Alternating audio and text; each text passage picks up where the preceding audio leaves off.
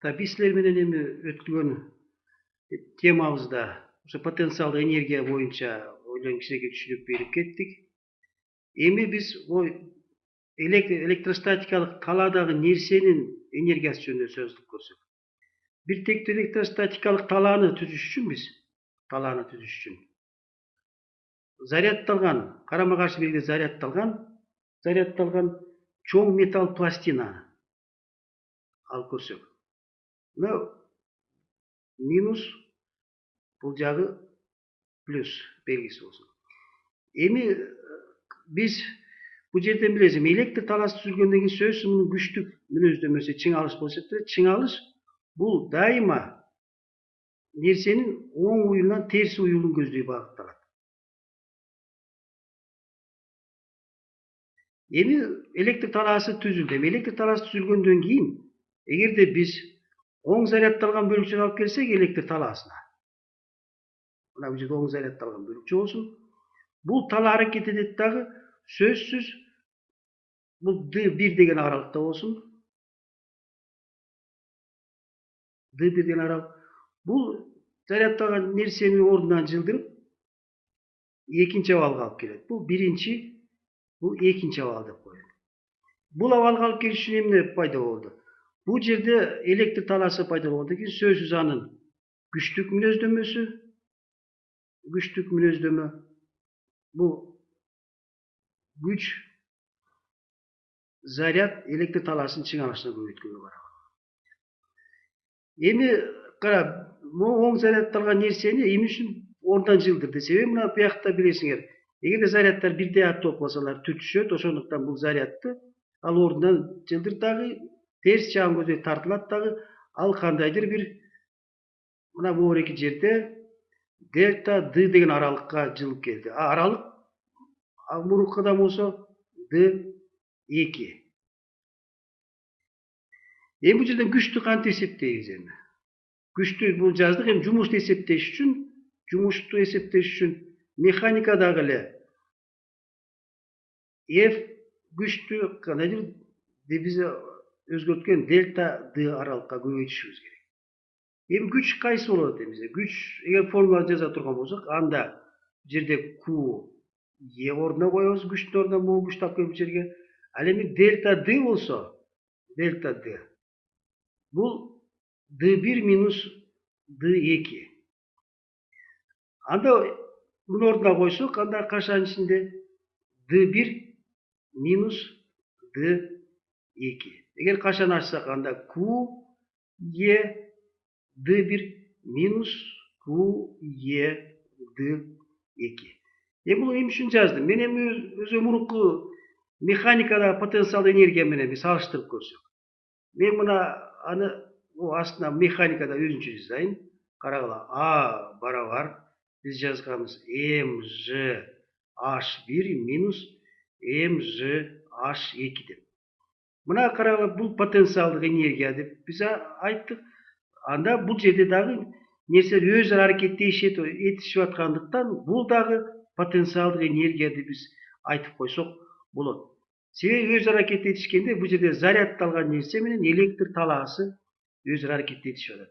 Анда биз эч кандай ойлонбостон эле биз могуреки жерден потенциалдык, бул жерден потенциалдык деп туруп Q E D'ны да биз потенциалдык энергия деп жазып койсок болот. Потенциалдык энергия. Себеби мынакей карагыла, салыштырып көрсөк дагы жазылышта окшош болуп атат и өз ара аракеттешүүнүн эсебинен. Эми бул жерден биз кайра мен электростатик талаага келе турган болсо, мынакей өзүнчө белгилеп коеюн.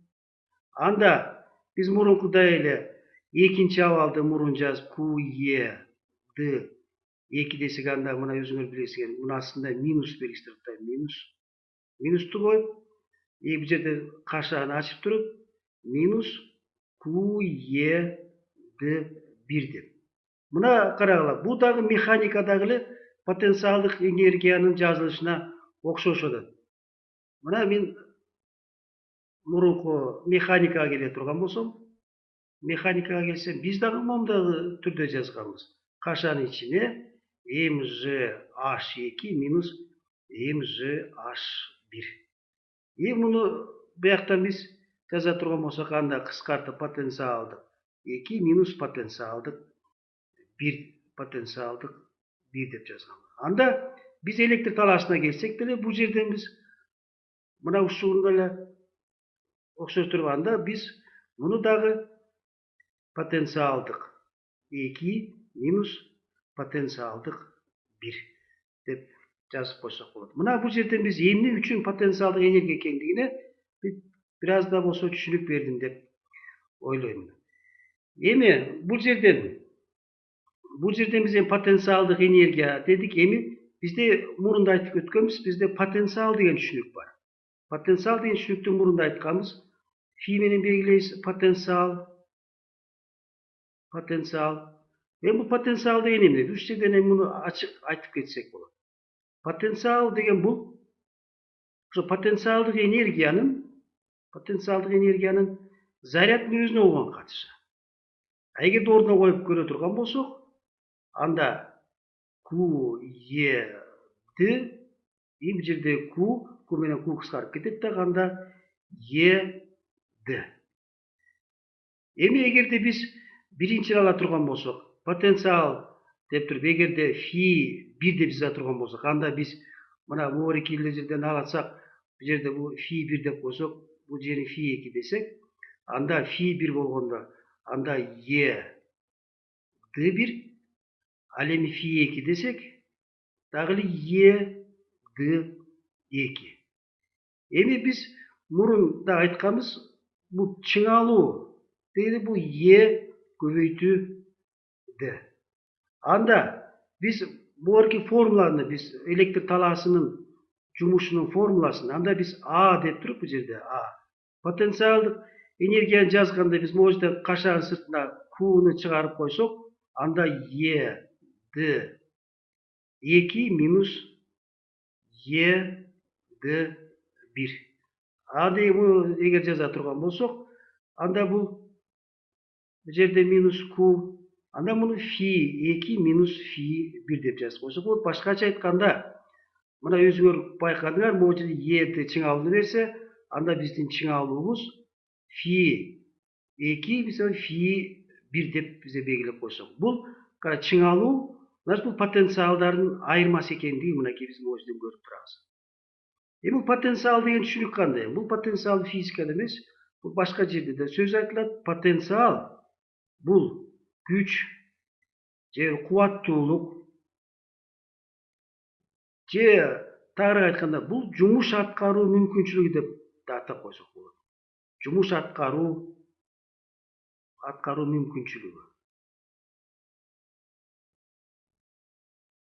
Эгер потенциал канчалык жогору болсо, анда жумушту да ошончо аткаруу мүмкүнчүлүгү болот. Эми биз дагы түшүнүктүү болуш үчүн мен могуреки жерге өзүнчө мен аналогиясын жазып койсом. Мына могуреки жерде кара, өзүңөр байкап тургула. Мына бул жерде механикалык дейин, бул жерде электрдик деп коеюн мынакей окшоштуруш үчүн. Эгер механикалыкта Ж кандай бизде мааниге ээ болсо, биякта Е болот экен, себеби Ж дайыма бул жерди көздөй багытталат. Ал эми Е болсо, мунун багыты дайыма өзүңөр байкадыңар, плюстан минусту көздөй багытталат. Ошондой эле формуланы карай турган болсоңор, формулада масса турат, а массанын ордуна бизде карагыла Q. Значит, механикада масса кандай роль ойносо, бул жерде Q дагы ошондой эле ролду ойноп берет. Ошондой эле эми биякта механикада биз H десек, а электрдик курулушта биз аны Д деп белгилейбиз. Мына могурекиндеги окшоштуктардан биз маселе чыгарууда дагы ушуларды пайдаланып иштесек болот деп ойлойм.